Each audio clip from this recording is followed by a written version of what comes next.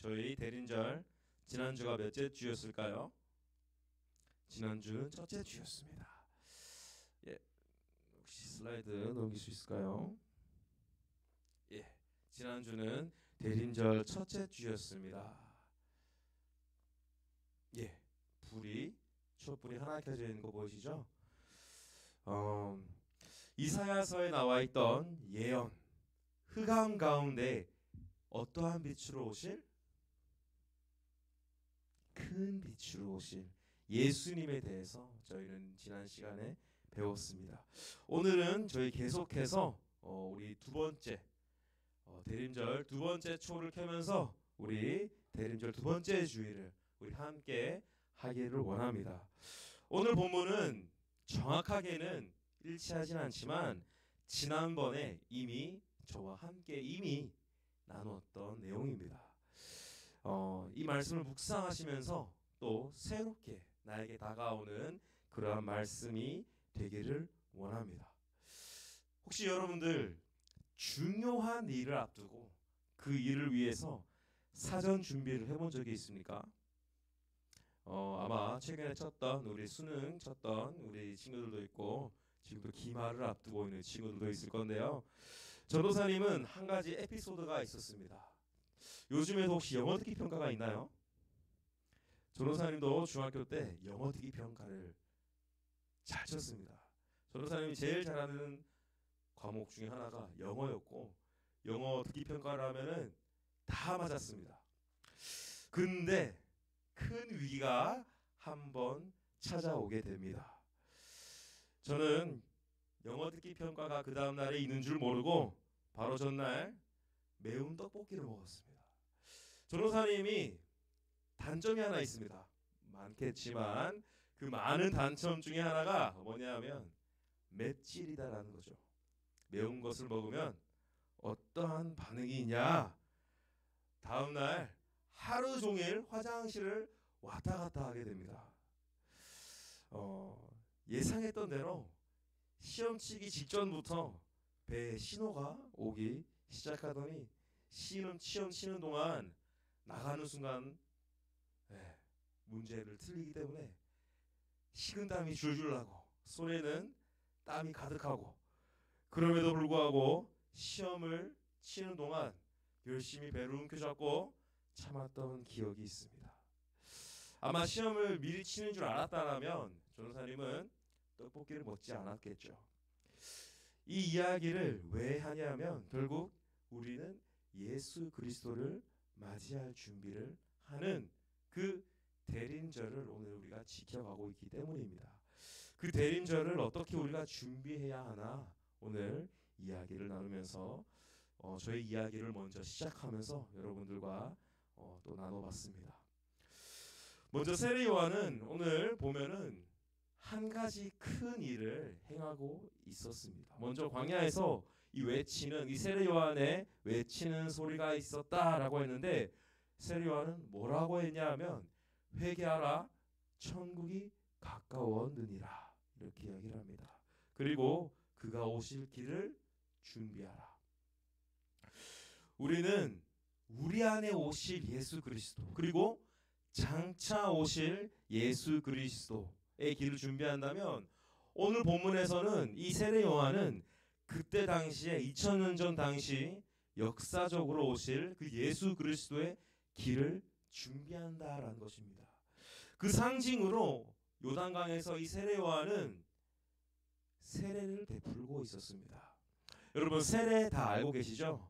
예, 이따가 우리 지우에게도 줄게 세례 증서인데 이 세례 또 최근에 또 우리 입교한 친구들도 있습니다. 입교한 친구들 같은 경우에는 어렸을 때 부모님의 신앙으로 유아 세례를 받았고 나중에 나이가 자라면서 자신의 입으로 신앙을 고백하면서 입교를 하게 되는 것이죠.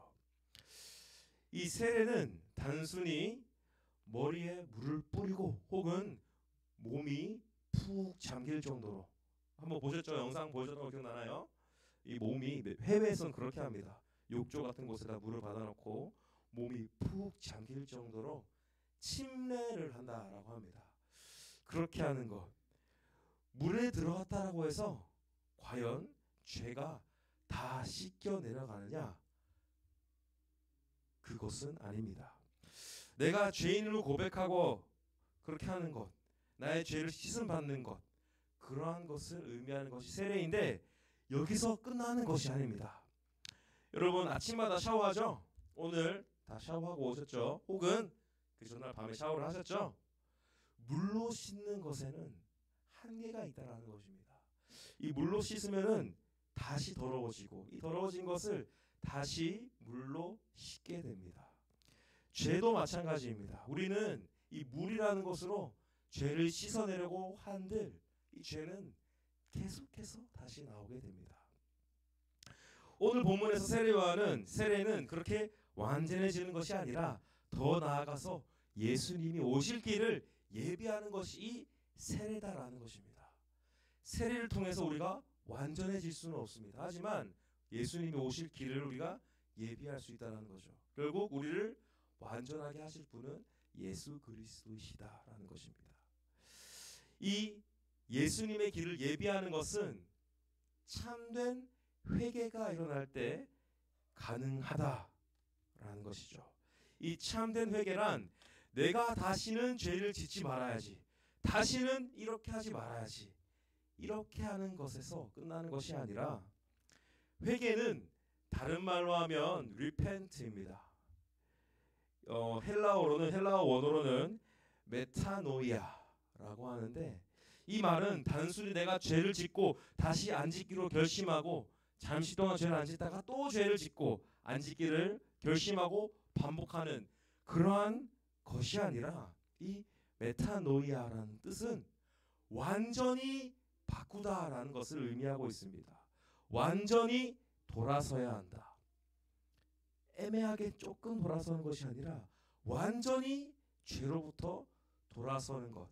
근데 돌아서는데 내가 원하는 방향으로 가는 것이 아니라 이 돌아서는 방향이 누구를 향하냐 했을 때 예수 그리스도다라는 것입니다. 예수님이 오실 길을 예비하는 것은 그냥 단순히 내가 가는 길에서 예수님을 향해서 조금만 틀어볼까? 이렇게 하는 것이 아닙니다. 예수님의 방향으로 완전히 일치되어야 되는 것입니다.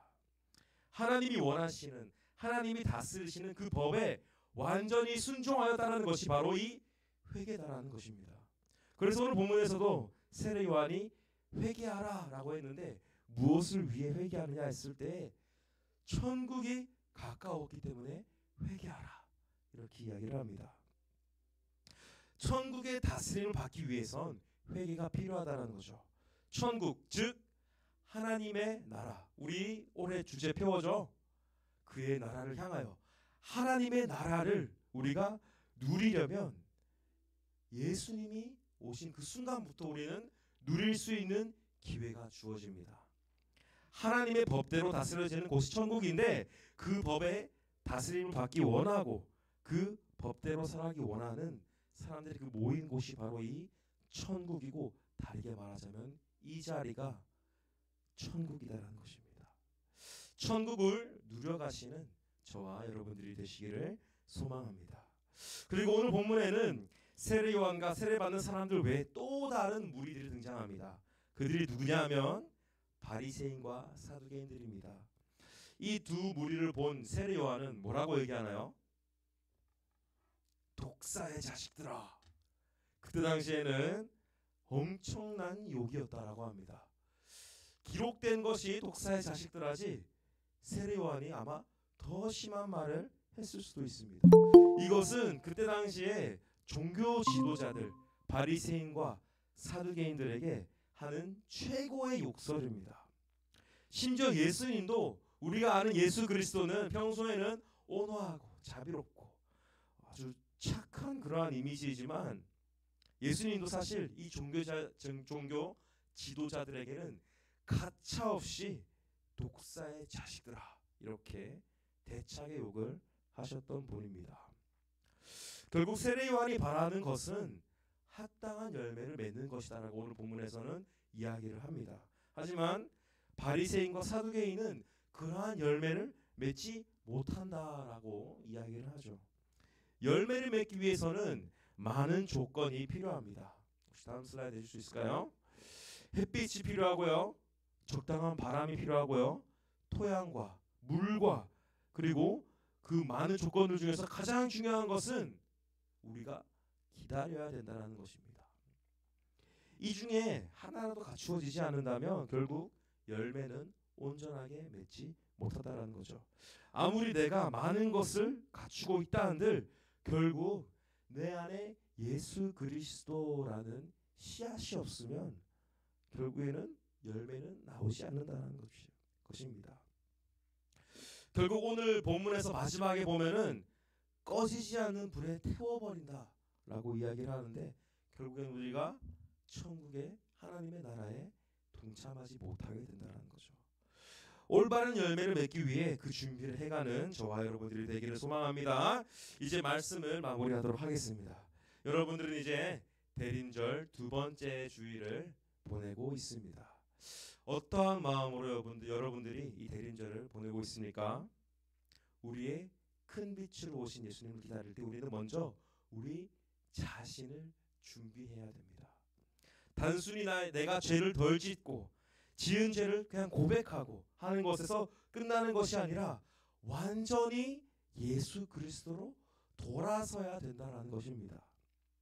나의 의지로 나의 의욕으로 하는 것이 아니라 온전히 나의 모든 것을 주님께 내어 맡긴다는 거죠. 바리새인과 사두개인들은 율법으로 의로워지려 하는 그러한 사람들이었습니다. 하지만 결국 율법이 우리에게 주는 교훈은 이 율법으로는 우리가 온전해지지 못한다라는 것이죠.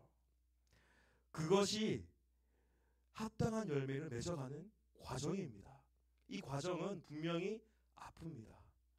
나무를 보게 되면 나무도 이 풀잎이 이 이파리가 낙엽이 되고 떨어집니다.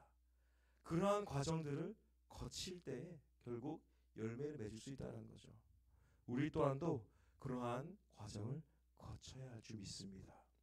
예수님 없이는 아무 의미 없는 존재입니다라는 고백을 우리가 해갈 때 그것이 참된 회개이고 완전히 예수님께로 돌아오는 고백일 줄 믿습니다.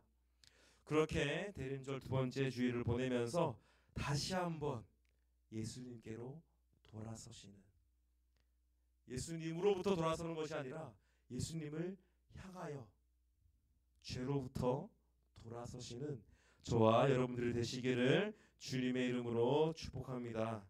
이 시간 다 같이 말씀을 생각하시면서 찬양 우리 하나 되어 하도록 하겠습니다. 찬양팀 나와주세요.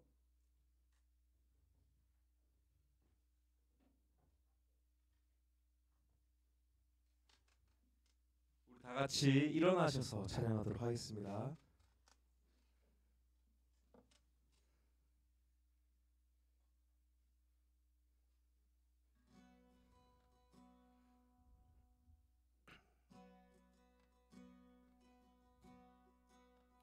우릴 하나로 부르셨네. 주 안에서 형제된 우리 십자가에 보혈 자유케 했네. 구원받았네. 주의 날은 멀지 않았네. 거룩한 나라 주의 백성 이제 일어나 승리 선포하며 함께 나가세. 우리 하나 되어 우리 하나 되어 주를 예배할 때 아버지의 나라 여기 임하시네.